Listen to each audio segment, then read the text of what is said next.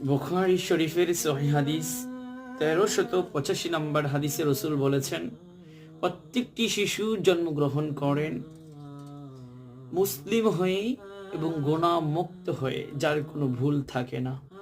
কিন্তু তার মা বাবা তাকে যেই শিক্ষা, যেই ধর্ম, যা কিছু শেখায়, সে সেখান থেকেই বিভিন্ন পদে, বিভিন্ন ধর্মে, বিভিন্ন জায়গায় সে সেইভাবে গড়ে ওঠে।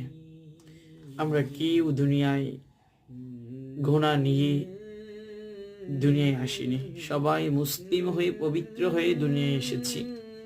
আমাদের কর্ম বিভিন্ন জায়গায় আমাদেরকে বিভিন্ন স্থানে নিয়ে যায়, তাই অহংকার করে কোনো লাভ নেই।